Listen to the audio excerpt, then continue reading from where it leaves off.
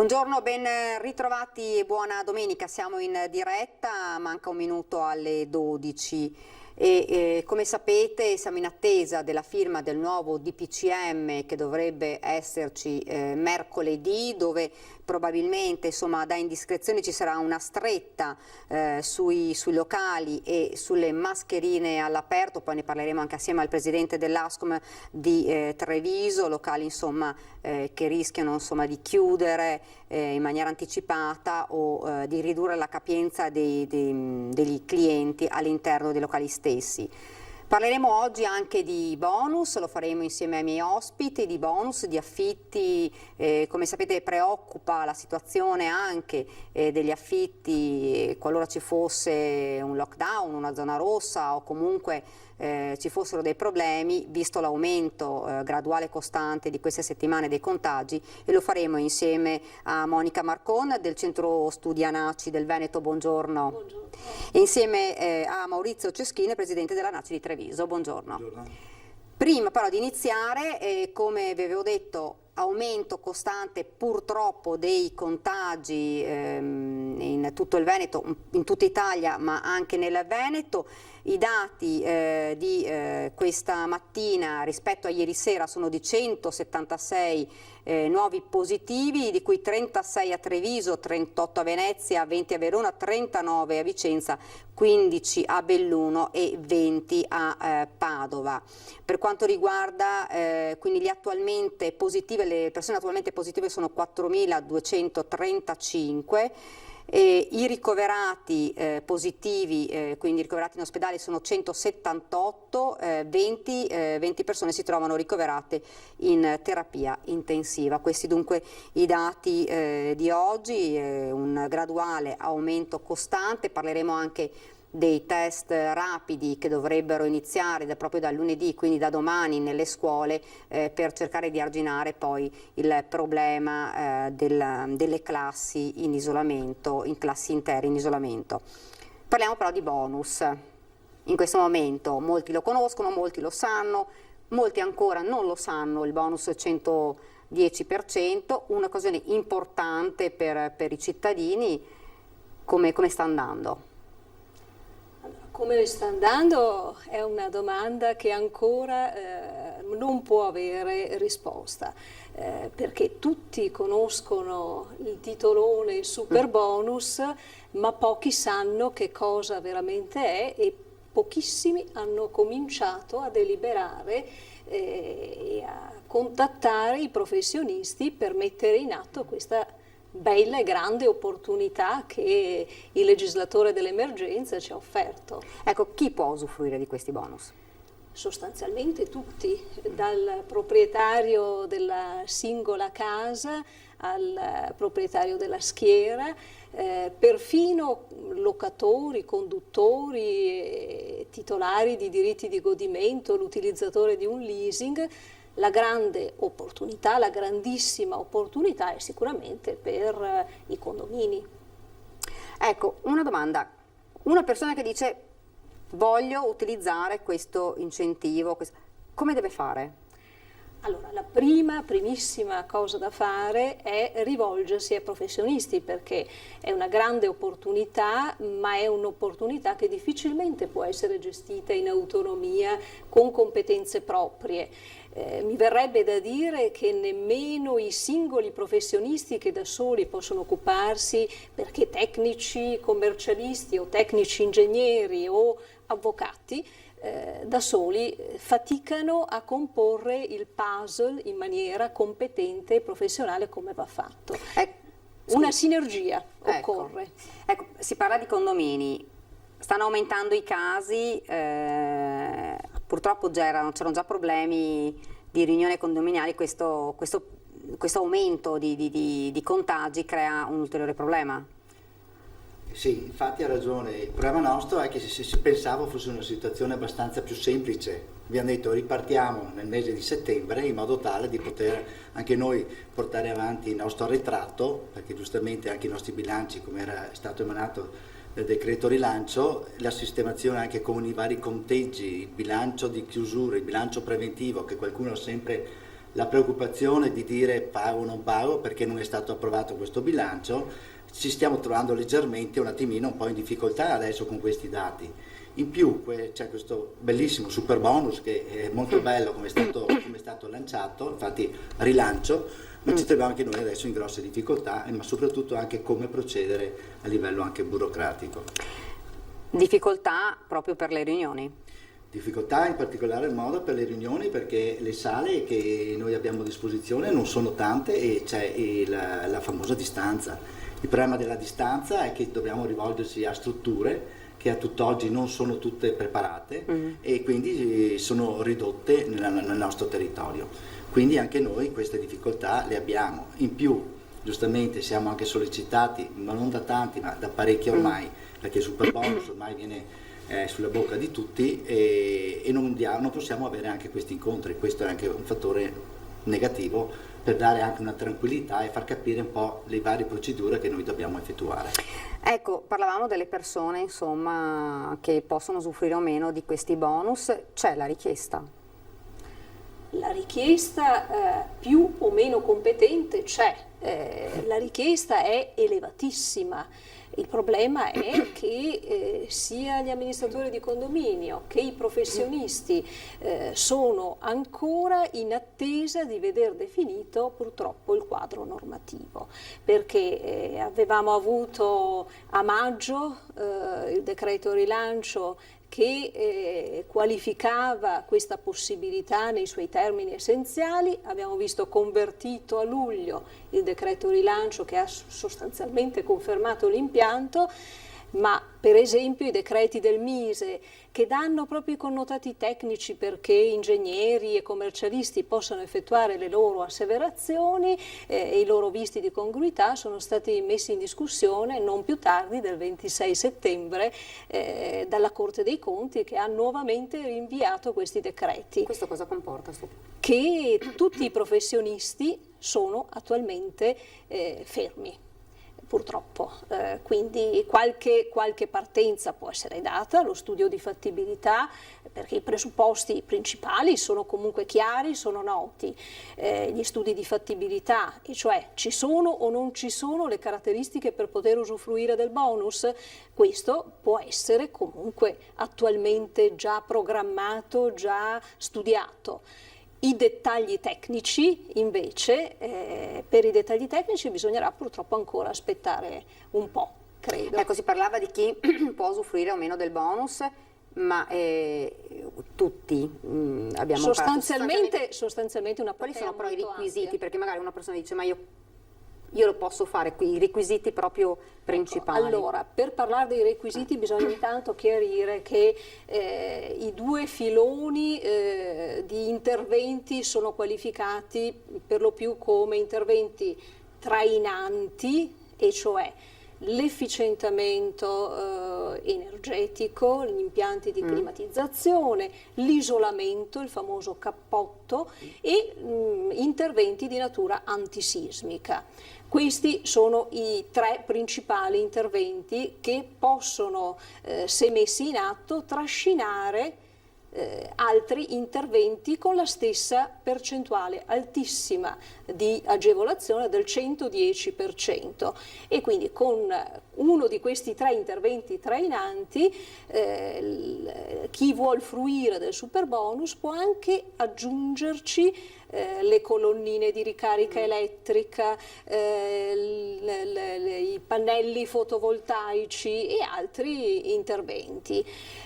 Con questo tipo di interventi il legislatore ha voluto da un lato rilanciare chiaramente il mercato dell'economia, dall'altro efficientare dal punto di vista energetico il patrimonio immobiliare dello Stato italiano. Due classi energetiche sono il presupposto con il quale si può fruire di questa agevolazione che ha delle percentuali veramente mai viste prima. Però adesso c'è un'attesa che insomma, uno stallo, possiamo dire così. Allora, uno stallo totale sicuramente no, perché No, ci totale no, però, ci si certo. può affacciare al mercato, scegliere imprese, scegliere professionisti, Però si per aspettano i dettagli tecnici, tecnicissimi sono ancora come in tempistiche attesa. ancora non c'è una... Allora, le tempistiche Perché questa è una cosa che sicuramente... le stiamo aspettando molto impazienti, perché è un mercato che o parte ora oppure non avrà il tempo tecnico, terminando questo beneficio a dicembre del 2021, strutture complesse come sono i condomini non avranno il tempo tecnico di mettere in atto tutte quelle procedure che servono. Però credo siamo addirittura d'arrivo e i condomini si sono già mossi, hanno già approcciato imprese, hanno già mosso i loro tecnici, ingegneri per, come dicevo prima, quantomeno affidare lo studio di fattibilità. E cioè ci sono o non ci sono i presupposti perché un edificio possa essere efficientato? A che condizioni, con quali spesa? Questo è già partito nella provincia di Treviso e anche altrove. Soluzioni per ovviare al problema invece delle mancate riunioni o comunque della problematica di riunire tutti in assemblea, insomma, tutti i condomini? Ma le soluzioni potrebbero essere mediante che noi stiamo procedendo proprio adesso per così pianificare, dato i problemi del Covid che purtroppo ci sta così leggermente bloccando con le fasi iniziali di questo super bonus è quello di fare una circolare in modo tale di avvisare i condomini se sono propensi a portare avanti questo progetto come si diceva prima, un progetto green per il discorso energetico, sì, e automaticamente capire un po' quali sono le loro esigenze. Chiaro che ci sono tutti step, come si diceva prima, soprattutto per la parte iniziale, una pre-verifica nella fattibilità degli interventi e dopodiché vedere se possiamo incastrare sia le famose richieste dei condomini, soprattutto per queste due classi energetiche, sì, di questo cappotto. Sappiamo benissimo che l'iter è come al solito abbastanza burocratico per il fattore che dobbiamo verificare se ci sono delle condizioni, soprattutto delle parti comuni, in questo caso se sono state condonate, perché ci troveremo in difficoltà, verrebbe bloccato un po' tutto questo iter. Tra l'altro la nostra preoccupazione fino a ieri, e spero che nei prossimi giorni venga anche sbloccata, è anche la situazione, come parlavano in questo decreto rilancio, che all'interno degli appartamenti, se ci hanno fatti degli abusi edilizi, bloccava tutto l'iter burocratico, ma soprattutto l'iter per quanto riguarda tutta la struttura in sé. Per fortuna almeno fino a ieri è stata fatta una proposta anche dal sottosegretario Fraccaro, il quale ha, diciamo così, ci ha aiutato per poter svolgere anche il nostro compito, perché il nostro compito è dobbiamo raggruppare tutte i vari iter per poter arrivare al prodotto finale.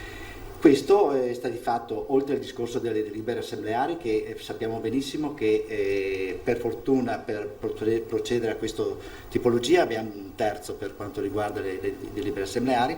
C'era il discorso burocratico per quanto riguarda il discorso del finanziamento, perché giustamente sia per la cessione del credito o lo sconto in fattura c'erano dei vincoli, soprattutto anche di maggioranze.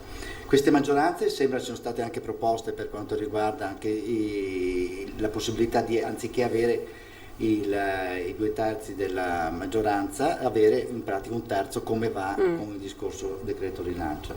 E in più anche c'era il discorso anche delle parti comuni che parlavano sia per le parti comuni che parti private, in particolar modo le parti private vengono escluse, quindi automaticamente anche noi possiamo lavorare meglio, perché dobbiamo considerare, come si diceva e come ci siamo trovati anche nei vari incontri, nei webinar che abbiamo fatto a livello ANACI Treviso, e poi è molto discusso sotto questo aspetto, è il fatto che gli abusi edilizi vengono considerati giustamente e non, cioè se ci sono questi abusi edilizi o un sottotetto o il famoso ripostiglio che da ripostiglio è diventato un bagnetto, in questo caso qua avrebbe bloccato tutto questo sistema.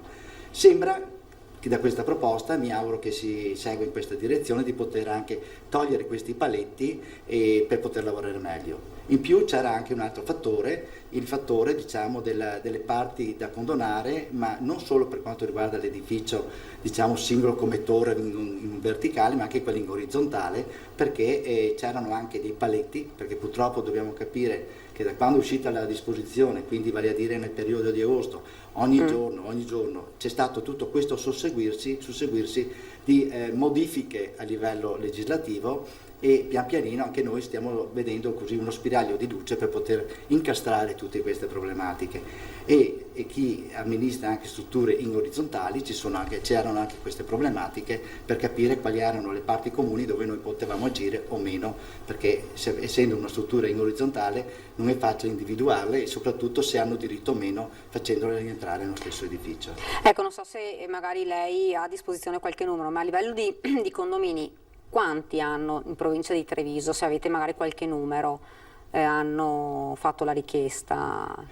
I numeri sono o una percentuale, diciamo. È altissima, perché c'è stato, adesso si sta un po' rallentando, perché giustamente anche tramite anche i mezzi vostri che state pubblicizzando, e giustamente non pubblicizzando ma far capire la problematica di cosa sta succedendo, perché purtroppo l'Italia è sempre stata, aspettiamo la legge per domani che poi verrà modificata, invece con questa pioggia di miliardi che ha emanato, che ha deciso lo Stato, sembra che stiano facendo anche le cose anche serie. Quindi in realtà poi c'è soprattutto anche il discorso fiscale che prima giustamente si poteva dire che l'ammortamento veniva fatto in 10 anni, adesso è anche molto ridotto in 5, quindi diciamo che tutti questi fattori qua fa sì che tutte le imprese, soprattutto dato il periodo buio che noi abbiamo vissuto, perché giustamente prima del Covid avevamo avuto anche la crisi del settore immobiliare che si stava riprendendo, ha fatto sì che insomma diciamo che è anche un volano, il volano sia del Veneto che dell'Italia, quindi in realtà con questo qua, se riusciamo a prendere piede con tutti questi lavori, lavoriamo tutti i settori, anche il terziario, e così ci aiuta a muoverci più tranquillamente e avere anche una mente serena. Non manca tantissimo al termine di questo bonus. Se qualche ritardatario volesse fare la richiesta ora? Allora, agganciandomi a quello che diceva il presidente provinciale di Anaci, effettivamente la grandissima novità del super bonus è che è proprio super e che c'è la possibilità di commercializzare il credito d'imposta. La novità è che il 110 esiste veramente ed è una possibilità che si può fruire con la detrazione ordinaria in 5 anni anziché nei normali 10. Non solo, il 110 si può cedere a banche, si può cedere ad imprese, e questa è la grande novità. Lo sconto in fattura già lo vedo molto più difficile da realizzare, sondando tra le imprese con le quali si lavora anche nell'ambito del condominiale, che è il più interessante. Ma certamente la cessione del credito vede interessate e ormai organizzate, attrezzate, le banche, quasi tutti gli istituti di credito accettano di essere cessionari del credito d'imposta. Va fatta chiarezza sul fatto che non è tutto gratis come sembra. Uno dice l'ho fatto subito, ma... Ecco, bisogna che i cittadini si informino bene, perché salvo la detrazione diretta, quella che normalmente con le ristrutturazioni già conoscevamo, il 36, il 50%, il commercialista, l'amministratore di condominio nel caso di edifici in condominio, rilasciano le dichiarazioni, si portano in sede di redazione della dichiarazione dei redditi e si usufruisce della detrazione. Quando invece ci sono sconto in fattura o cessione del credito, queste operazioni hanno dei costi, quindi non è che qualcuno ci guadagni il 10%, perché ci sono dei costi dei quali bisogna tener conto. Allora, le banche normalmente acquistano a 100, 102, 103%. E quindi nessuno ci guadagna. Poi bisogna dire che ci sono dei costi che oggettivamente non sono tutti Certo. rientranti nel bonus, e quindi un qualche costo il condomino o il soggetto che ha una casa e decide di avvalersi del super bonus lo dovrà comunque sostenere. Nessuno ci guadagnerà se non chi, detraendolo dalla propria Certo. dichiarazione dei redditi, fruirà effettivamente del 110% in 5 anni. Cambiando un attimo solo l'argomento, oltre ai bonus, abbiamo ricevuto veramente tantissime chiamate, perché magari questa domanda la faccio a lei. Le famiglie sono spaventate, nel senso, studenti che si spostano dalle proprie città, quindi fanno un contratto d'affitto, ed il problema che c'è stato anche con il lockdown è che poi gli studenti rientrano a casa perché magari l'università decide di fare tutte le lezioni a livello telematico, e però sono costretti a pagare lo stesso l'affitto fino al termine. Questa è una delle cose, c'è un vuoto legislativo importante da questo punto di vista. Importante ed ancora attuale, mi sentirei di dire, perché la locazione ad uso transitorio per gli studenti che vanno fuori dalle loro città di residenza per motivi di studio è tipizzato e ha delle clausole molto stringenti. L'anno scorso i proprietari di case erano impreparati, così come lo erano le famiglie degli studenti, e quindi i legali si sono sbizzarriti nella ricerca di motivi di recesso che potessero giustificare l'interruzione del pagamento. Devo dire però che non hanno funzionato questi tentativi di fermare il contratto, Certo. risolverlo per gravi motivi. Il lockdown non è considerato un grave motivo. Ma le dirò di più, adesso purtroppo per le famiglie i nuovi contratti, quelli delle famiglie che vanno ad occupare e a pagare per i loro figli per il prossimo anno scolastico, si troveranno già nei loro contratti che il lockdown, la possibilità di seguire le lezioni soltanto da remoto non sarà considerata grave motivo, e viene normalmente scritto nei contratti di locazione di questo tipo. Ma è valido, cioè può essere valido un lockdown che insomma è una chiusura non voluta dall'inquilino, ma è una... Questo in astratto non è giusto. Non è giusto per le famiglie degli studenti, per gli studenti. Nel contempo però mi permetto di dire che non è giusto nemmeno per i proprietari di case che sull'affitto, su quella somma che hanno indicato in contratto, continueranno a pagarci tasse, e quindi è una doppia ingiustizia, perché il legislatore dell'emergenza, che ha pensato a tante cose, non ha pensato a defiscalizzare i canoni di locazione di questo tipo o a sgravare le famiglie di quest'onere. E quindi è un compromesso che ancora il legislatore non ha trovato tra le due esigenze e che mi sembra non abbia contrapposte. trovato neanche per il prossimo anno. Purtroppo questo di riflesso ha che a Bologna c'è una richiesta di locazione già stimata di almeno Certo. un terzo in meno. Milano è un po' caso a sé, ma tutte le città universitarie purtroppo stanno patendo questa offerta in calo, perché gli studenti Però giustamente... nonostante questo, magari lo chiedo a lei, nonostante questo però i contratti rimangono quelli, e anche se le città, lei citava anche Gorizia, hanno avuto un calo di richieste. Questo è vero. Il problema, come diceva l'avvocato Marcon, è il fatto che con i contratti non c'è questa possibilità per gravi motivi. Gravi motivi sappiamo che è un classico contratto, ma ad oggi dobbiamo inserire, e giustamente le varie associazioni devono far forza anche in merito a questo. Si tratta solo di valutare un attimo, perché ad esempio so in zona Siena ci sono state delle riduzioni sui contratti molto consistenti rispetto a altre città a livello universitario. Gorizia, come si accennava prima, il calo è stato generale un po' per tutti questo, ma il i proprietari in questo caso hanno fatto così un piccolo sforzo in più per dire ok, verrà abbonato qualche cosa, ma non tanto.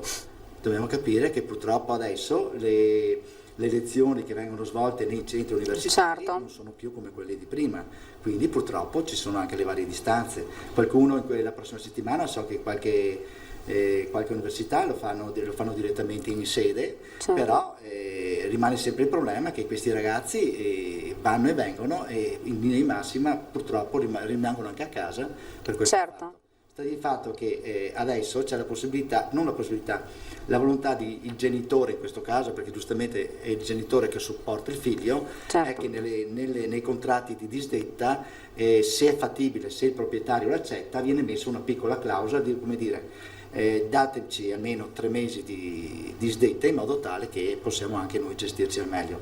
Si tratta solo purtroppo di trovare un compromesso con il proprietario, si riesce a capire qual è la posizione e anche da parte dei genitori che giustamente stanno facendo i sacrifici per poterli mandare avanti con gli studi, ma trovandosi anche questa difficoltà non indifferente tra la sede, diciamo, attuale dove devono studiare e anche a casa. Mi auguro che i proprietari sotto questo aspetto, indipendentemente dalle leggi normative, abbiano un po' di buon senso. Come associazione voi potete fare qualcosa in questo senso? Spingere perché ci sia comunque una chiarezza, perché effettivamente, come abbiamo detto, in alcune città hanno abbassato i contratti, in alcune città invece addirittura assolutamente no, alcuni, insomma, però ci sono famiglie che, lo sappiamo, l'abbiamo visto a livello economico, famiglie che non hanno più le stesse entrate, famiglie che purtroppo rischiano di non avere più proprio entrate perché potrebbe arrivare prima o poi lo sblocco dei licenziamenti, questo sarebbe un ulteriore problema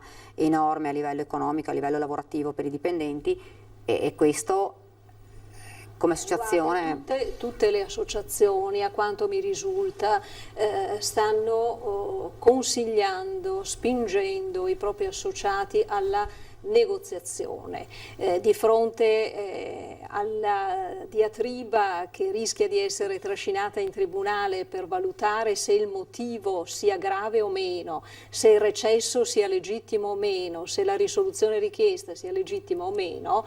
Devo dire che nell'incertezza tutti consigliano di negoziare e quindi di non risolvere il contratto ma di abbassare se possibile il canone di locazione concedendosi reciprocamente qualche cosa. Questo è ormai il consiglio generalizzato che viene dato.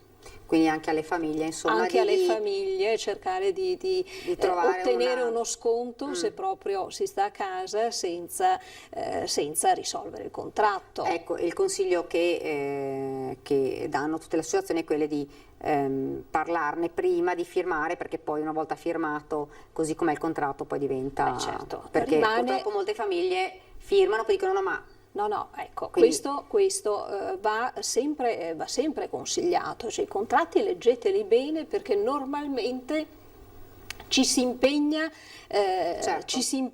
in termini molto chiari e a posteriori non si può dire ma io non l'avevo letto bene. Il contratto in genere è chiarissimo ed è molto vincolante e di questi tempi contiene molte di queste clausole vessatorie che definiscono anticipatamente l'impossibilità di recedere a causa Covid. Per cui il consiglio è leggere bene, semmai attendere a firmare un contratto.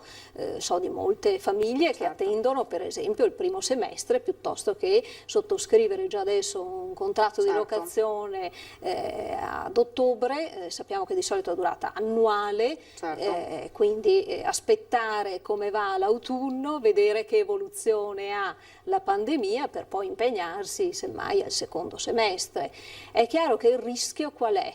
Che poi al secondo semestre, se le cose si risolveranno, ci sarà un'impennata di affitti, di richieste e a quel punto sarà più difficile poi negoziare. Abbiamo parlato di affitti di studenti, ma anche le locazioni commerciali. Un altro dei gravissimi problemi è sotto gli occhi di tutti come il commercio sia stretto finito nelle maglie sì. di questa pandemia con cali di fatturato evidentissimi e l'unica possibilità che ha dato il legislatore della pandemia è stato quello di portare avere un credito d'imposta del 60%, quindi una buona sicuramente percentuale di credito, ma che impone che il conduttore paghi regolarmente il suo canone di locazione, e in un momento in cui il negozio è chiuso vedo piuttosto difficile essere regolari nell'adempimento della prestazione di pagamento. Anche questo ha il suo contrappeso nel fatto che il proprietario a sua volta non ha visto defiscalizzato nulla, ha un contratto di locazione con un canone prestabilito sul quale paga le tasse. Fra l'altro con il nuovo DPCM ovviamente ancora non è chiaro, si saprà mercoledì probabilmente con la firma. Ci sarà una bella stretta probabilmente proprio sui locali pubblici, quindi insomma ristoratori, bar, sarà un altro problema non indifferente, perché la chiusura anticipata per tutti i locali che sono in affitto diventa già sono in crisi in questo momento, questo sarebbe un ulteriore problema. Sicuramente lo sarà se quello che è preannunciato avverrà.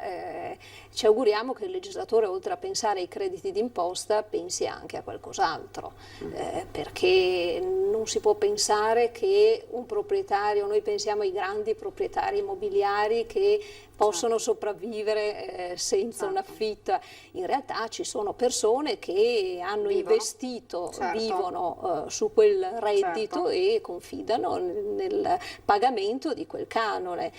Per quelle persone non riceverlo può essere significativo, per cui cercare di non tassare anziché imporre soltanto un pagamento dovuto che beneficia di un credito d'imposta potrebbe essere una soluzione da valutare seriamente. Noi purtroppo siamo arrivati al termine, cioè, di questa prima parte della nostra diretta, stiamo per andare in pubblicità, quindi io intanto volevo ringraziare per essere stati con noi, per aver anche spiegato bonus, il problema affitti, che è un problema che probabilmente ci trascineremo anche per i prossimi mesi, soprattutto se ci sarà poi questa ulteriore stretta, quindi gli affitti insomma saranno un problema grosso. Ringrazio Monica Marcone che è stata con noi, la ringrazio. Grazie. E Maurizio Ceschin, grazie a lei. Speriamo insomma che l'associazione in qualche maniera possa fare qualcosa magari per come credo tutte che le ANACI col suo centro studi sia sempre molto attiva e farà sicuramente le sue mozioni. Grazie davvero. Ci fermiamo per una piccola pausa pubblicitaria e poi torniamo in studio.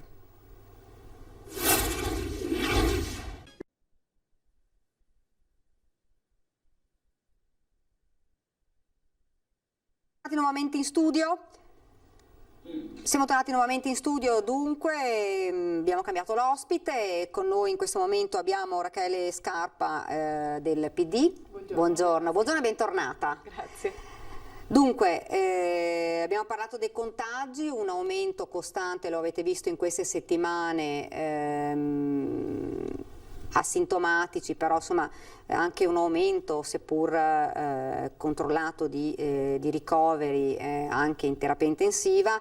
L'attenzione rimane alta, i controlli soprattutto nei fine settimana nelle varie città per evitare gli assembramenti ovviamente c'è sempre. Ricordiamo che mercoledì ci dovrebbe essere anche la firma del nuovo DPCM da parte del Premier e vedremo quali saranno le misure. Si parla insomma di una stretta anche sulle mascherine che potrebbe, ma ovviamente sarà da attendere mercoledì, potrebbero essere obbligatorie durante il giorno anche all'esterno e poi una stretta sui locali, poi ne parliamo anche insieme a Rachele Scarpa, una stretta che sarebbe insomma un'ulteriore davvero morsa per tutti i locali, insomma, perché si parla di riduzione dell'orario ma anche di riduzione della capienza dei clienti all'interno, il che vuol dire insomma che già in sofferenza, parliamo di ristoratori, bar, sarebbe proprio un bel problema non indifferente. Assolutamente sì. Beh, ne vogliamo già parlare adesso? Okay. In attesa poi di collegarci e con Giampaolo Bottaccina. Appena lo abbiamo sullo schermo lo presentiamo immediatamente, intanto... Sì, io su questa via di mezzo sono un po' scettica, nel senso che non siamo alla chiusura totale, non siamo neanche a un regime di vita normale, siamo in questa via di mezzo che rischia effettivamente di penalizzare molto tutto un settore, anche ancora di più, a maggior ragione, visto che tanti studenti universitari non stanno rientrando nelle città dove studiano, e quindi tutto quel settore dei locali, della ristorazione è molto in difficoltà. Io non sono bene sicura di che cosa sarà e non sarà efficace. Penso che molto stia nell'azzeccare le tempistiche, perché siamo arrivati a 3.000 contagi al giorno senza neanche accorgercene, vuol dire che sicuramente abbiamo abbassato la guardia.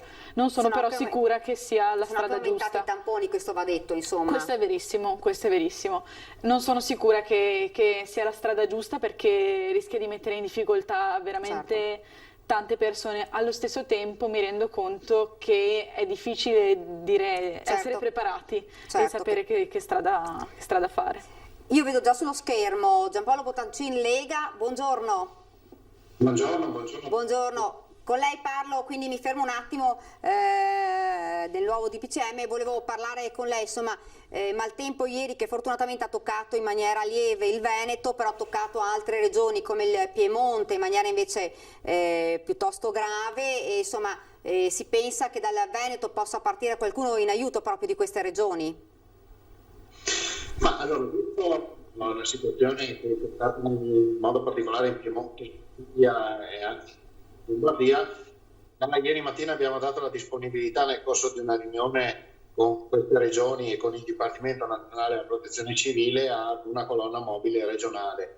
E allo stato attuale non abbiamo richieste in tal senso, perché comunque le regioni, stiamo parlando di altre regioni del nord molto strutturate in termini di protezione civile, ci comunicano che non hanno la necessità. Ovviamente noi siamo a disposizione come sempre per intervenire anche in quei luoghi.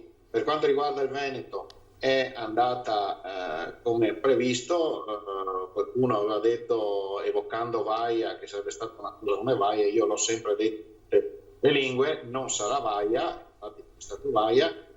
Abbiamo avuto precipitazioni anche oltre i 150 mm, esattamente come previsto in alcune zone. Fortunatamente non ci sono stati grossi danni. È accaduto quello che, quando io ho detto non sarà Vaia ma bisogna fare un po' di attenzione, quello che poteva accadere, e cioè che qualche albero è finito in strada, qualche piccola frana ha ostruito delle strade, e questo è in conseguenza del fatto che dopo Vaia sono stati attivati 1466 cantieri, ma non sono ancora tutti terminati, e quindi le condizioni del territorio dopo Vaia si sono modificate in maniera importante. Ci sono delle zone in cui gli alberi sono precari, dove ci sono dei sassi che possono scendere a valle, e quindi fino a quando non saranno terminati tutti i cantieri, che proseguiranno anche per tutto il 2021, ovviamente la situazione deve essere particolarmente attenzionata. Per quanto riguarda il Bellunese, è la zona che diciamo è stata un po' più toccata da questa ondata di maltempo, c'era anche un problema di frane. Com'è la situazione lì in quella zona? Ma sì, la situazione, dicevo, a parte un'interruzione ieri per alcuni minuti, possiamo dire, insomma, della statale 51 di Alemagna in comune di Valle di Cadore, tra l'abitato di Valle e Venas, proprio dovuta al fatto che alcuni alberi sono caduti. Per il resto abbiamo qualche strada secondaria che è ostruita, ma non ci sono grossi danni. Ci sono interventi che si sono resi necessari nei corsi d'acqua per il ripristino della situazione idraulica che c'era precedentemente, per cui del materiale si è naturalmente mosso con gli eventi che ci sono stati. Come ho avuto modo di dire in un collegamento proprio con voi, ci attendevamo le precipitazioni maggiori nell'Agordino, e così è stato, però diciamo che in Agordino, a parte una situazione momentanea, direi dovuta fra l'altro a un incidente stradale ieri mattina in località Lamuda, per il resto non abbiamo registrato grossi danni. Adesso con l'arrivo delle piogge, insomma, dell'inverno, invece a livello proprio di frane, c'erano alcune zone che erano particolarmente insomma, preoccupanti, ecco.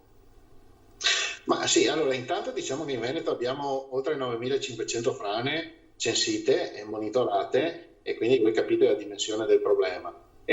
Su questo ovviamente non siamo mai stati fermi, è stato approvato dalla Regione un piano che poi è stato battezzato piano dal PAOS, perché lo abbiamo fatto in collaborazione con il professor del PAOS, che è un luminare in campo idraulico, idrologico dell'Università di Padova. E questo piano prevede opere per 3 miliardi e 200 milioni circa. Noi abbiamo avviato opere già realizzate per quasi 900 milioni di euro, che sono tantissimi, però è del tutto evidente che ne mancano ancora oltre 2 miliardi. Ovviamente questo vuol dire che, poiché dal 1900, mi pare 18, insomma all'inizio del secolo scorso, fino a qualche anno fa, di opere idrauliche importanti non erano state realizzate in Veneto, stiamo recuperando un gap di 80-90 anni e quindi stiamo rincorrendo questa cosa. Però faccio presente che abbiamo già attivato quasi 1 miliardo di euro di opere, e queste opere si rendono, cioè dimostrano la loro efficacia quando non succede il danno. Faccio un esempio. Con Vaia, visto che viene sempre citato Vaia, non c'è stata nessuna rottura arginale, mentre nel 2010, vi ricordate, siete stati buoni testimoni, ci sono state ben 32 rotture arginali. Questo significa che i lavori che stiamo facendo spesso non sono visibili, però stanno dando esito positivo. Un'ultima domanda, insomma, ieri giornata storica per Venezia, per il Mose. Ma sì, sembra che abbia funzionato, è stato innalzato in mattina il Mose per la prima volta in condizioni reali, perché era stato alzato in condizioni di calma, però io, come dico sempre, il vero collaudo si fa nelle condizioni operative reali. Ieri di fatto è stato un collaudo in condizioni operative reali e Piazza San Marco non si è allagata. Quindi questo significa che dal punto di vista idraulico ieri ha funzionato, restano tutta una serie di problematiche aperte. Lo sappiamo, che sono quelli della manutenzione, di chi lo gestisce, del fatto che purtroppo tante chiusure procurrerebbero dei problemi collaterali, penso alla movimentazione delle imbarcazioni da dentro o fuori dalla laguna. Insomma, non è una cosa semplice, però insomma dal punto di vista idraulico ieri mattina ha dato dimostrazione di funzionamento. Poi vedremo in futuro. Ricordo a tutti, approfitto per dire che il Mose non è un'opera che è stata realizzata, costruita e gestita dalla Regione. Senta, un'ultima domanda, per le prossime ore insomma non ci sono allerte che possono mettere a rischio qualche zona? No, allora pioverà ancora, pioverà per la giornata di oggi, in modo particolare stanotte, soprattutto nella zona alpina e prealpina, però prevediamo nelle località, sarà ancora la zona del Lago Rino, del Cadore, dove pioverà di più, però prevediamo quantitativi di 40 mm al massimo, 50 al massimo localmente di pioggia, quindi delle precipitazioni praticamente autunnali, ma niente di particolarmente preoccupante. Poi ci sarà un'attenuazione dei fenomeni, martedì non pioverà, mercoledì ci sarà un'altra ondata di maltempo, ma sempre contenuta, e poi dopo da giovedì dovrebbe migliorare il tempo. Grazie davvero. Grazie a voi. Grazie, buon lavoro, grazie. Buon lavoro a voi. Grazie a lei. Dunque, abbiamo parlato un po' di maltempo, adesso torniamo a parlare di questo nuovo DPCM, l'uso delle mascherine che è fondamentale, controlli che continuano, l'abbiamo detto, che continuano nei fine settimana, perché sono insomma il momento in cui probabilmente c'è più assembramento ovviamente da parte dei giovani. Secondo te i giovani hanno capito, oppure insomma ogni tanto? La mia impressione in realtà è che i giovani abbiano capito. A me non piace tanto la retorica i giovani sono la parte irresponsabile, quindi tutte le limitazioni devono stare in quella direzione. Anzi, a me sembra che sia durante il lockdown che adesso con la riapertura delle scuole e delle università i giovani in realtà abbiano dimostrato una grossa fetta di responsabilità, perché le scuole e le università fino a prova contraria sono tra i luoghi in cui le regole vengono meglio rispettate.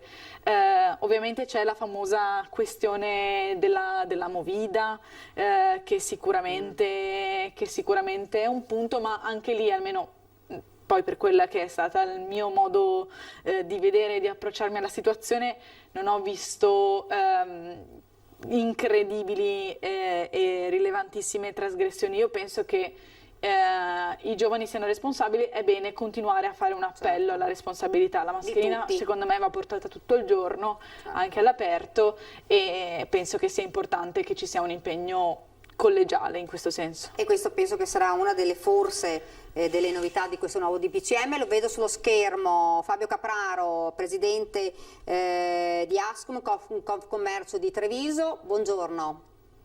Buongiorno a tutti voi. Stiamo parlando, Presidente, di questo nuovo DPCM. Si parla di una stretta per quanto riguarda i locali, che sono oltretutto già in sofferenza, una chiusura, insomma. Ovviamente questo ancora non si sa con certezza, però si parla di possibili chiusure anticipate o di capienza, insomma, ridotta dei clienti, insomma, ristoratori e esercenti che sono davvero in questo momento già in crisi dicono ancora noi. Si parla di una stretta, aspettiamo il 7 di ottobre, faccio però personalmente fatica a capire perché ci sia una differenza tra le ore 18 e le ore 23, nel momento in cui si somministra un alimento o una bevanda. Mi spiego.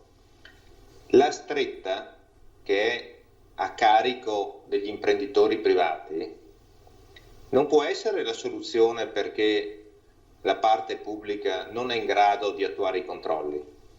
Ben vengano i controlli, devono esserci i controlli. Viviamo una situazione di emergenza e ci devono essere i controlli, perché la mascherina sia indossata, le misure siano rispettate, le capienze limitate siano rispettate, però al netto di queste misure chi deve controllare controlli, ma lasciate gli imprenditori nelle condizioni di poter lavorare, perché credetemi, l'aspetto pandemico nell'ambito sociale e nell'ambito economico farà molti più danni di quelli che stanno avvenendo a livello sanitario.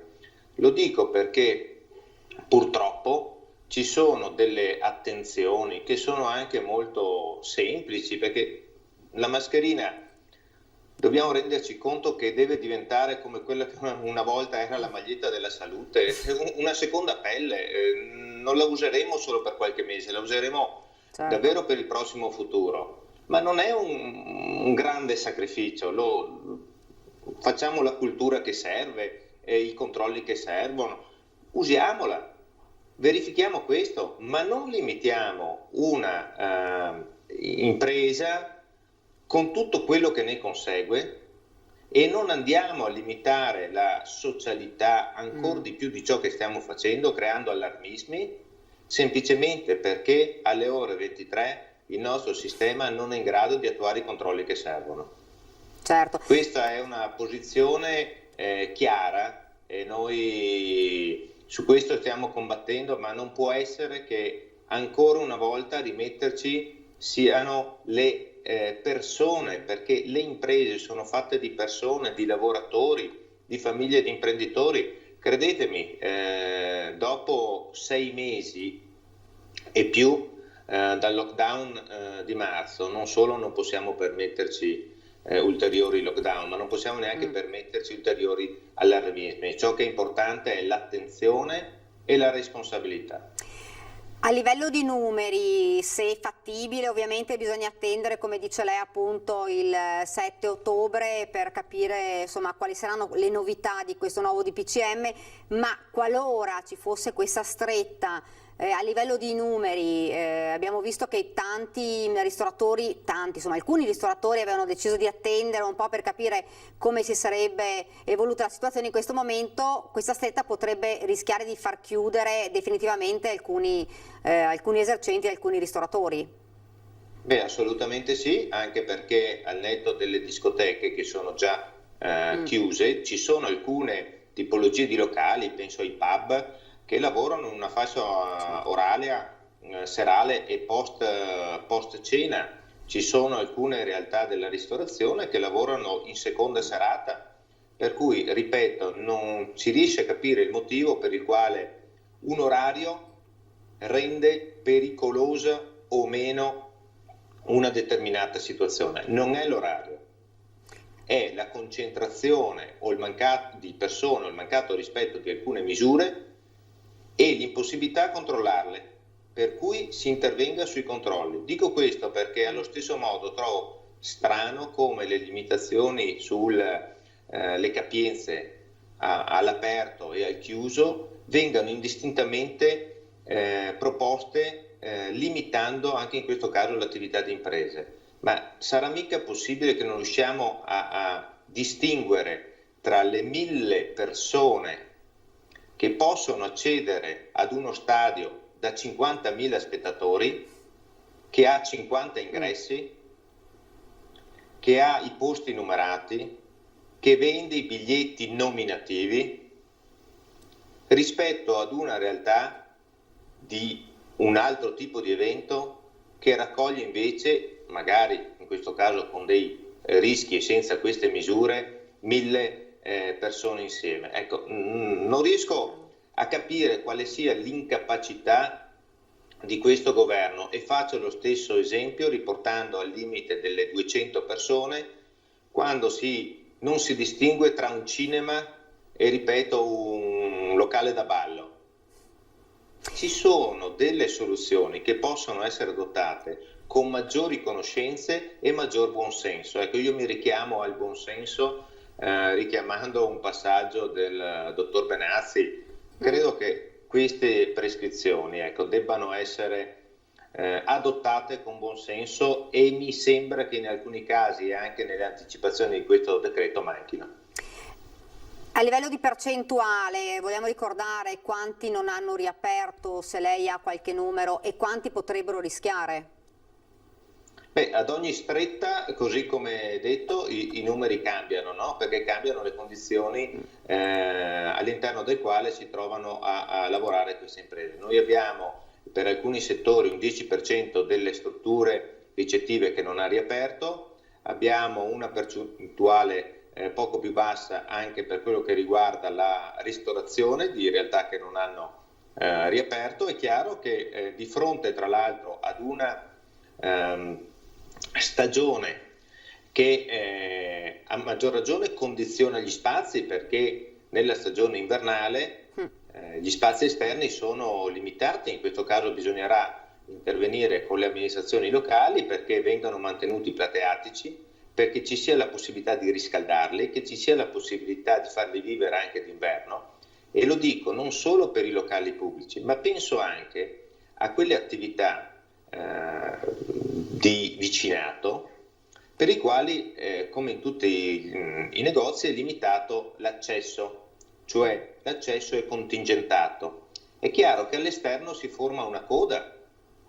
Pensate alle code che ci sono di fronte alle macellerie o agli ortofrutta, soprattutto il sabato mattina. Ecco, credo che a loro debba essere data la possibilità di avere degli spazi esterni, di poterli anche riscaldare con i funghi, con altre soluzioni, perché la gente dovrà aspettare in coda all'esterno, per cui va bene che il cibo, la spesa verrà prenotata, verrà spedita a casa, ci sono un sacco di nuove soluzioni che sono state praticate dai nostri commercianti, ma mettiamoli nelle condizioni di lavorare. Ecco, io volevo chiedere a Rachele Scarpa, che abbiamo qua in studio, alcuni esercenti dicevano, insomma, forse qualcuno in qualche maniera può aver trasgredito, quindi magari fatto entrare più giovani, parliamo soprattutto la sera, parlavamo Presidente proprio della sera, e per colpa di qualcuno rischiano di pagare tutti. Beh, certo, questo è probabilmente un problema vero, nel senso che ma si è visto anche con le discoteche o con qualche immagine della famosa movida serale. Si attiva un processo di, insomma, demonizzazione sia del giovane che dell'attività serale, per cui a un certo punto sembra l'unica soluzione chiudere tutto. Però è vero quello che si diceva, ci sono tante altre aziende, piuttosto che situazioni in cui gli assembramenti si creano e alla fine il problema problema si concentra solo su una fascia di popolazione e una fascia di esercenti. Questo può essere il problema, che è il motivo per cui sono d'accordo, i controlli vanno aumentati e gestiti meglio e va fatta una grossa operazione di sensibilizzazione. Io non vedo grosse altre soluzioni, onestamente. Presidente, la Movida è il problema? Ma la Movida è il problema nel momento in cui non rispetta le prescrizioni previste. Certo. Ma se c'è la possibilità, e c'è la possibilità, di rispettare le misure, di rispettare le capienze, di gestire la Movida è una componente della nostra socialità. Certo, non possiamo pensare alle aggregazioni della scorsa estate oppure dei fine settimana che ricordiamo tutti. Bisogna gestire diversamente, bisogna convivere e bisogna quindi entrare in un'ottica completamente diversa, ma ci sono le misure, e lo dico proprio perché anche la capienza sui trasporti, anche la capienza dei locali, sono delle soluzioni che ci possono permettere tranquillamente, in sicurezza, poi mi lasciate per cortesia fare un passaggio in questo, di traguardare questa situazione. Ho richiamato la sicurezza per quale motivo? Perché c'è molto allarmismo, ma dobbiamo ricordarci che siamo nel paese e in particolare nella regione che più di tutti e meglio di tutti ha gestito la situazione dell'emergenza, quando ancora non si sapeva e non si conosceva molto di quanto adesso si sa. Per cui credo che possiamo affrontare questa stagione prossima dell'autunno-inverno, che sicuramente presenterà dei contagi numericamente superiori rispetto ai mesi scorsi, ma la si possa gestire e affrontare con estrema sicurezza e tranquillità, perché siamo in ottime mani, sappiamo come gestirla e soprattutto riportando la gente alla normalità, alla nuova quotidianità. Senta, ovviamente si scongiura un lockdown perché non ci possiamo permettere un lockdown nuovo ovviamente in Italia, però si parla comunque bene o male, qualora ci fossero dei momenti di crisi, insomma, di zone rosse, e questo sarebbe comunque un ulteriore problema per i commercianti, per gli esercenti. Ma sicuramente la soluzione del lockdown è una soluzione che non potrà essere ulteriormente percorsa. L'unico settore che vive di fatto un lockdown è il turismo, dovuto alla situazione che vivono i paesi stranieri. I numeri di Francia e Spagna, ad esempio, sono numeri in questo senso importanti, quindi l'unico settore, ahimè, colpito da una necessaria soluzione di fatto di lockdown, perché si impedisce lo scambio, quindi il flusso turistico proveniente da alcuni paesi, ma al netto di quello la soluzione delle zone rosse limitate agli ambiti nei quali si trovano dei focolai, e penso anche alle soluzioni che correttamente la Regione ha introdotto per la gestione delle situazioni nelle scuole. Ecco, credo che quelle siano le soluzioni che ci permetteranno di convivere in questa prossima stagione con un Covid che sicuramente, ripeto, è ancora tra di noi, ma che non ci deve assolutamente impedire di tornare alla vita reale. Ecco, un'ultima domanda. Qualora invece, insomma, nel DPCM ci fosse questa stretta importante per i locali, qual è lo scenario secondo lei che si verrebbe a creare? Da un punto di vista economico è drammatico, da un punto di vista del lavoro abbiamo visto i numeri, li abbiamo presentati proprio nel General Report di Confcommercio venerdì, sono numeri che presentano grossi cali anche sull'occupazione, oltre 4.000 posti di lavoro persi, e sono numeri che, ripeto, metteranno in crisi non solo il settore, ma tutto ciò che ci sta poi attorno e tutto ciò che è nell'indotto. Saranno necessarie delle misure di sostegno che non sono misure di sussidiarietà, sono misure di supporto, che è una cosa diversa, e di rilancio. In realtà, ripeto, alcune drammatiche situazioni per alcuni settori non potranno essere lasciate al caso e quindi settori abbandonati alle proprie dinamiche, dovranno essere trovate delle soluzioni. Credo che la dichiarazione dello stato di emergenza per alcuni settori, quindi trasversalmente in tutto il territorio, con delle misure, così come avviene nei casi in cui in un ambito geografico o territoriale definito, quando capita un terremoto, quando capita una calamità, no? Abbiamo uno stato e una situazione di emergenza, si interviene con un commissariamento, si interviene con delle misure speciali. Ecco, credo che questa sia la misura da adottare per i settori che sono stati colpiti e che potrebbero trovare ulteriori limitazioni. Ultima domanda velocissima perché abbiamo la pubblicità. In tal senso, come associazione vi muoverete? Assolutamente sì, a livello regionale, con il Presidente Bertin nei confronti della nuova amministrazione regionale, e a livello nazionale con il Presidente Sangalli, con il quale siamo a stretto contatto e stiamo lavorando, perché a livello nazionale ci deve essere un grosso impegno da parte del governo a sostegno del terziario e quindi a sostegno del commercio, del turismo e dei servizi. Grazie davvero Presidente, grazie per essersi collegato con noi e buon lavoro. Grazie a voi dell'attenzione che date anche al nostro settore, grazie. Grazie, ci fermiamo, una piccola pausa pubblicitaria e poi torniamo in studio.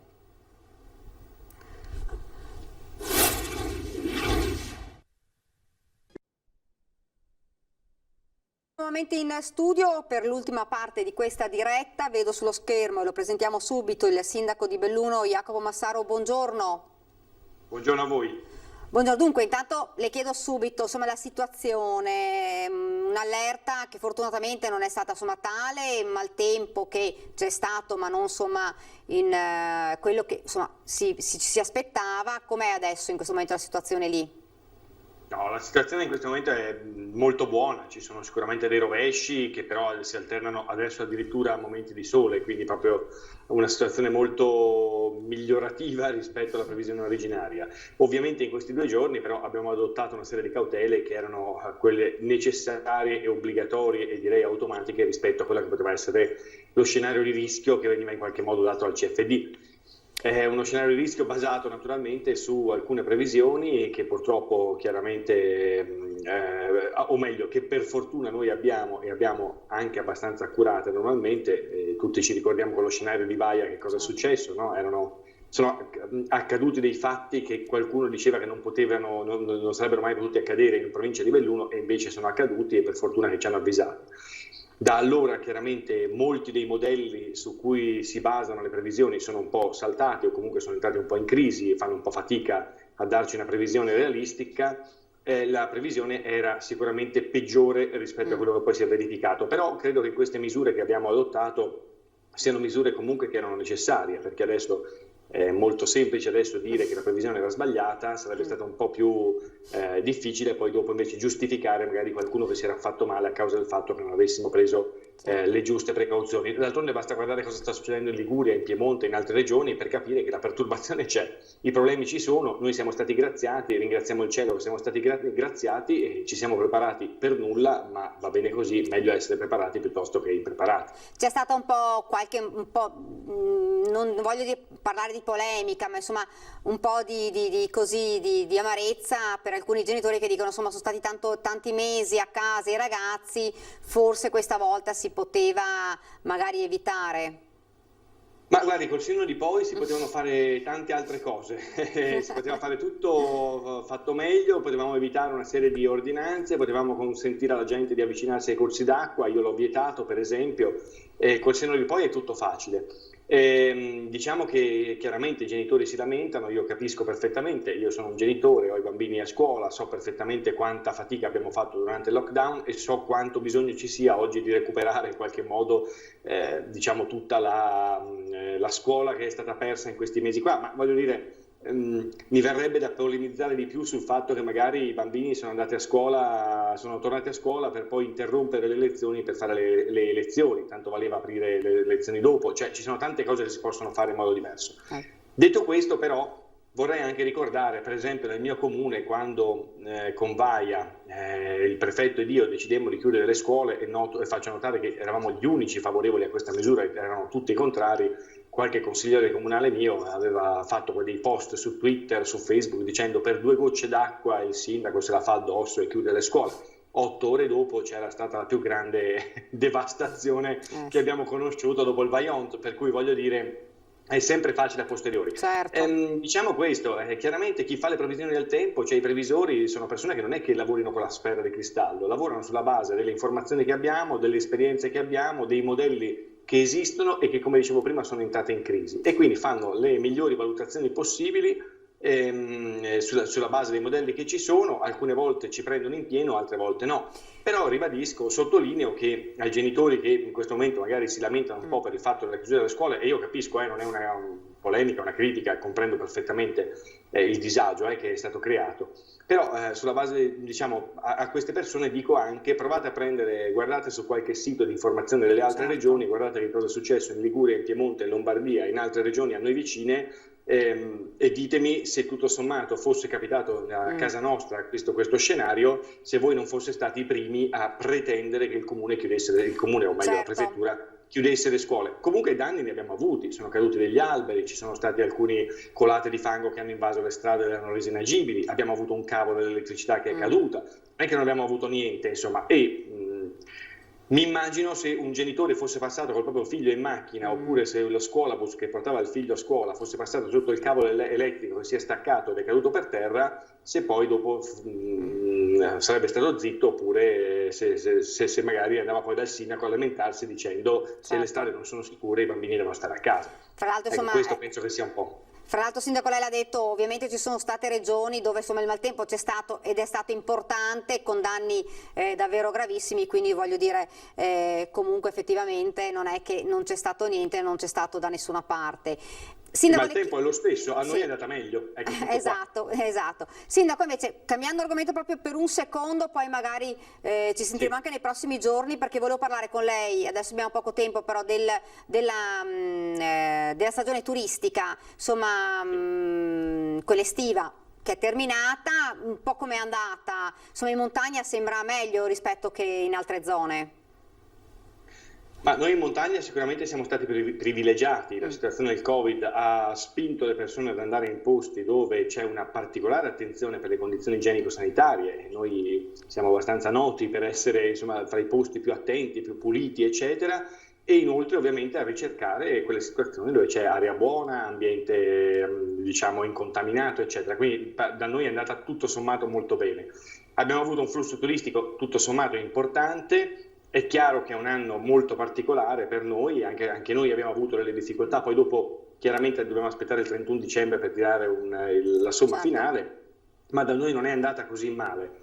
I problemi sono stati comunque enormi e tantissimi, un vero peccato perché negli ultimi 7 anni la città di Belluno ha avuto una crescita esponenziale, quasi, come possiamo dire, incontenibile di presenze turistiche, che ci ha trasformati in una città che ha cominciato a essere nota anche a livello nazionale. Adesso abbiamo tantissimi turisti stranieri, tantissimi turisti che vengono dalle parti più remote della nostra penisola. Questo a noi fa molto piacere, e anche la nostra offerta di servizi turistici si è fortemente rinnovata, riadattata, quindi ci sono molte novità interessanti. Quest'anno ci ha messo in crisi, però complessivamente la montagna ha tutto sommato tenuto. Questo non vuol dire che gli albergatori e i ristoratori facciano la bella vita, che non abbiano bisogno di aiuti, di sussidi, di interventi governativi, che tra l'altro ci sono stati in buona parte, non ci sono stati quelli regionali, ma questo è un altro discorso, e quindi sostanzialmente abbiamo sicuramente bisogno comunque di sostenerli, anche se tutto sommato da noi ci sono le condizioni per poter ripartire in un modo, diciamo, accettabile, mettiamola così. Fra l'altro fra poco, insomma, si apre anche la stagione invernale, che è altrettanto importante. Assolutamente sì, è molto importante. Infatti da noi sul Colle del Nevegal, per esempio, che è quello l'unico colle l'unica stazione sciistica del nostro comune di Belluno, quest'anno il privato ha deciso di non aprire gli impianti, stiamo cercando delle soluzioni con altri privati, visto che il comune non li può aprire, quindi stiamo cercando delle soluzioni alternative, anche se è una soluzione ponte, perché dalla primavera in verità abbiamo una formula organizzativa completamente diversa fra pubblico-privato, che quindi dovrebbe dare stabilità per i prossimi 3-5 anni a questi impianti. È un vero peccato, insomma, perché se non dovessimo riuscire ad aprire, quello è il campo scuola di tutta la nostra regione sostanzialmente, ed è per questo che abbiamo chiesto più volte aiuti anche alla regione, dicendo: guardate che da noi la gente viene a imparare a sciare e dopo va a Cortina, ad Arabba, agli altri comprensori, quindi dateci una mano sotto questo profilo, anche se mi rendo conto che anche la regione probabilmente sarà in difficoltà nel riuscire a darci una mano. Una speranza c'è ancora? Più importante. Una speranza c'è ancora, perché io sono in contatto con alcuni privati che sono disponibili a rilevare gli impianti. Se c'è la disponibilità da parte dei privati che oggi posseggono gli impianti, che sono i proprietari degli impianti, c'è qualche speranza. Già ci avevamo provato questa estate per riaprirli gli impianti, ci eravamo resi disponibili addirittura per prendere in affitto noi per l'estate, l'avremmo potuto fare, poi non ce li hanno dati, ma non importa, insomma, l'importante è che ci sia questa disponibilità per l'inverno nei confronti del privato che si è detto disponibile a prenderli in mano. Sindaco, la ringrazio, grazie davvero. Grazie a voi, buona giornata. Buon lavoro, grazie Sindaco. Dunque, torniamo invece a parlare di uno degli argomenti che poi insomma interessa anche lei, ma che interessa tantissimi studenti, ne abbiamo parlato anche nella prima parte, un vuoto legislativo grosso, che sono quello degli affitti degli studenti, città italiane che hanno in qualche maniera cercato di agevolare le famiglie, città italiane dove invece purtroppo la situazione è rimasta uguale agli altri anni e addirittura ci diceva anche un legale con clausole tipo il Covid non è una causa importante per poter esatto. Sì, questo sì. È un problema grandissimo che già esisteva prima del Covid, nel senso che in moltissime città universitarie, Milano, Bologna, Venezia stessa, i prezzi sono decisamente poco accessibili. Questa situazione è peggiorata ancora di più con il Covid, perché sembra che non ci si renda conto di che tipo di risorsa gli studenti costituiscono per le città. Una risorsa non solo culturale, non solo umana, ma anche prettamente economica, volendo parlare concretamente. Questo perché manca completamente una politica abitativa seria che aiuti a far fronte a questo problema. Io avevo guardato qualche dato e in questo momento in Italia solo il 3% degli studenti accedono alle residenze, quindi ci sono paesi in Europa in cui gli studentati, le residenze studentesche universitarie sono la norma, ci accedi di base, mentre qui è molto ridotto come fenomeno, così come è ridotto l'accesso alle residenze per gli studenti che hanno diritto a una borsa di studio e che ci accedono, che sono circa il 12%, quindi sempre pochi.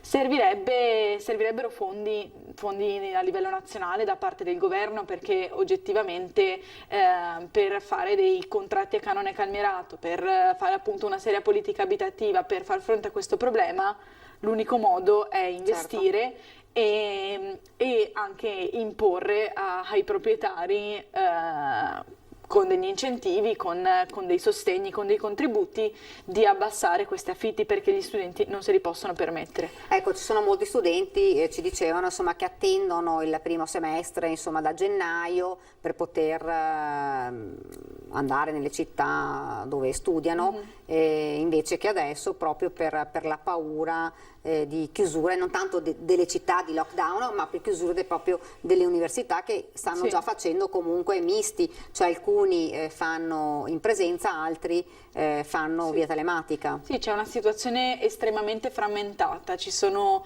università che stanno riprendendo in presenza per le matricole, università che stanno facendo solo didattica a distanza. In generale la percentuale di studenti che torna nella città dove studia è sempre non più del 30%, ci sono città in cui è il 15%, città in cui è il 40%, però è un impatto grossissimo perché tantissime città in Italia oggettivamente vivono di studenti fuori sede ed è un problema a cui bisogna fare fronte subito, perché già un semestre di attesa avrà un impatto grosso. Se arriviamo impreparati anche al secondo semestre, a gennaio, rischiamo che tantissimi studenti scelgano di non tornare più. nell'università dove si erano iscritti, e quindi sia abbiamo un problema di dispersione di studio, di competenze, di energie, che sarebbe un danno gravissimo, sia rischiamo di avere un problema di proprio mancata migrazione interna, non so come dire, mancata contaminazione tra diverse città, diversi atenei, che è una risorsa. Ecco, lei studia a Padova, situazione che è la medesima, perché insomma non sono tutti del Veneto, vengono anche da fuori per venire a studiare a Padova, situazione uguale? Sì, la situazione è uguale, la didattica a Padova in questo momento sta riprendendo in modo misto, e devo dire che l'Università di Padova, soprattutto per le matricole, sta mettendo in campo delle iniziative, mettendo in campo delle iniziative anche per abbassare la tassazione universitaria per gli studenti lavoratori, quindi con un certo tipo di ISEE, con un certo tipo di esigenze, ma questa è una cosa che da un lato andrebbe aumentata e fatta di più, e dall'altro lato andrebbe uniformata sul piano nazionale, perché insomma, ogni università ha la sua autonomia, però poi si crea una situazione per cui c'è una grande disparità, un grande gap tra un'università e l'altra. Invece il diritto allo studio è appunto un diritto, e quindi deve essere universalmente accessibile. Sentendo insomma nella prima parte gli avvocati dicevano un grosso vuoto legislativo che probabilmente non si riuscirà a colmare nei prossimi mesi, il che vuol dire che probabilmente molti studenti sceglieranno di rimanere a casa e fare le lezioni a distanza.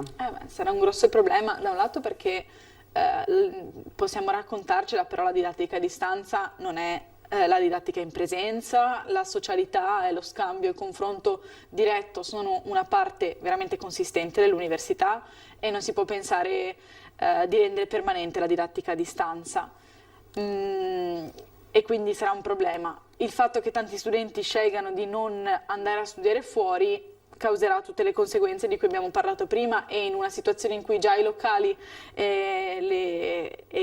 insomma, la ristorazione, il settore dell'intrattenimento subirà una stretta, il non avere gli studenti rischia di essere veramente, veramente grave e impattante. Quindi io spero, mi auguro fortemente che il prima possibile tutti i fondi che arriveranno dall'Europa, cioè non tutti, buona parte dei fondi che arriveranno dall'Europa, buona parte dei fondi del decreto Cura Italia e di tutte le energie che a livello governativo potranno essere messe in campo, siano messe in campo anche per far fronte a questo problema. Sarebbe bello anche che la Regione si impegnasse in questo senso, perché l'unica cosa che sto vedendo in questi giorni che sta succedendo è il fatto che la Regione sta trattenendo gli utili dei servizi degli enti regionali per il diritto allo studio. Quindi i soldi che dovrebbero essere in teoria destinati, cioè presi dagli studenti con l'erogazione di servizi, che dovrebbero essere tenuti all'interno di un ambito in cui servono agli studenti, la Regione se li prende e se li tiene per non fare non si è ben capito cosa. Questo è un problema anche proprio di visione e di intenzione politica nella gestione dei fondi. Mi auguro, anche se non ho grandi speranze, che la rotta venga invertita il prima possibile. Ecco, parlavi anche di servizi, e parliamo anche di uno dei problemi che si sta discutendo ormai dall'inizio della scuola, che è quella dei trasporti. Certo. E se ne è parlato più volte. Purtroppo noi abbiamo visto, ci hanno mandato anche i video, insomma parliamo anche di Treviso, di insomma autobus sovraffollati di persone, addirittura persone insomma, che erano attaccate alla porta, sì. Insomma, anche se pur con la mascherina, adesso noi dentro non c'eravamo, però insomma persone talmente attaccate che poi diventa forse anche difficile poi utilizzare una mascherina. Certo. Su questo intanto io trovo imbarazzante lo scaricabarile che c'è stato tra governo, regione e comune. Insomma, sembrava che non fosse responsabilità di nessuno a inizio settembre. L'assessore Donazzano non faceva altro che dire che era compito del governo, e nessuno capiva oggettivamente chi dovesse fare cosa. si è trovata una soluzione che non è veramente una soluzione, perché la capienza dell'80% non viene rispettata, ma questo mi dispiace che ci sia sorpresa in merito, perché tutte le associazioni studentesche, gli studenti, i genitori, tutti quanti da sempre denunciano il fatto che ogni settembre e per tutta la durata dell'anno scolastico i trasporti hanno una capienza non dell'80 ma del 300%, con ragazzi che anche prima rimanevano chiusi fuori, persone che si facevano male. Questa cosa continua a esistere perché non c'è ancora un serio investimento nel trasporto pubblico locale a livello nazionale, così come non c'è a livello regionale. E secondo me delle soluzioni si possono ancora trovare, nel senso che ci sono diverse agenzie di viaggio in crisi che non hanno un sacco di autobus, che non sanno come impiegare. Facciamo delle convenzioni pubblico-privato per usare quei mezzi, perché poi ci si ferma al non ci sono autobus, fine, e sembra che non si possa studiare un'altra soluzione. Un'altra soluzione si può studiare mettendo in rete settori diversi per un unico fine, e anche magari ripensando gli orari delle scuole, la gestione proprio del chi va a scuola quando, economizzando le strutture. Ne avevamo parlato la scorsa volta di una proposta che potrebbe essere messa in atto. Ecco, e fra l'altro lunedì si pensa dovrebbero partire questi famosi test veloci sugli studenti, questo per evitare insomma il grosso problema dell'isolamento dell'intera classe per insomma 15 giorni. Partono secondo lei efficaci? Ma penso di sì e mi auguro di sì. Io penso che la strategia di individuare prima possibile tutti i positivi, sintomatici o asintomatici, con fini di prevenzione, si sia dimostrata finora la via più efficace.